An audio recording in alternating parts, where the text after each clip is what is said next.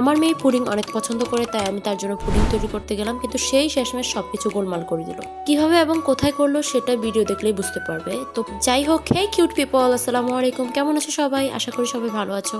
তো আমার মেয়ে অনেক দিন ধরে বলতেছিল পুডিং খাবে, কিন্তু আমার পরীক্ষার জন্য আমি কিছুই করতে পারছিলাম না। তো ভাবলাম আমি আজকেই তৈরি করে দিই, কারণ আমার পরীক্ষা শেষ হয়ে গেছে। তবে তোমাদেরকে একটা সিক্রেট কথা বলি, আমার 10 তারিখে পরীক্ষা শেষ হয়েছে, আজকে হচ্ছে 15 তারিখে আমি ভয়েস ওভার দিচ্ছি। হ্যাঁ হ্যাঁ, তোমরা ঠিক জায়গায় ধরেছো, আমি একটু অলস, তবে মনটা অনেক ভালো। আমি কাজ না করলে করতেই চাই না, আর কাজ করলে করতেই থাকি।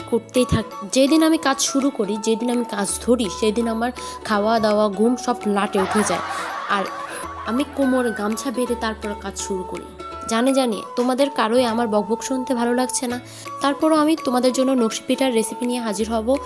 আর তোমাদের কারো যদি রিক্রিয়েট ভিডিও চাই, তাহলে আমাকে অবশ্যই কমেন্ট করে জানাও, আমি অবশ্যই ট্রাই করব সেটা। বাই দ্য ওয়ে, এখানে এই রেসিপিতে কোনো কিছু ডিটেলসে বলার নাই, তোমরা দেখে নিতে পারো। আর জানি তোমরা অনেক এক্সপার্ট, আর যদি কেউ সত্যিই না জানো তাহলে আমাকে কমেন্ট করো, আমি অবশ্যই সেটা নতুন করে ভিডিও করে ডিটেলসে বলে দেব। আচ্ছা, তোমরা আমার ভিডিওর কোয়ালিটি নিয়ে জাজ করবে না, কেননা আমি রাত্রের আলোতে তৈরি করেছিলাম। দেখো কি সুন্দর হয়েছে আমার এটা।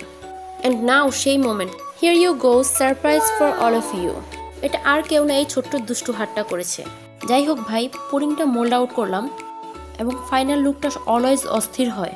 দেখো, আমার ছোট 3 বছরের মেয়ে এটা ভয়েস ওভার দিতে যাচ্ছে, তো আমি ভাবলাম তার ভয়েসটা অ্যাড করি। চলো শুনি তার ভয়েস। আসসালামু আলাইকুম আন্টি, তোমার সবাই কেমন আছো?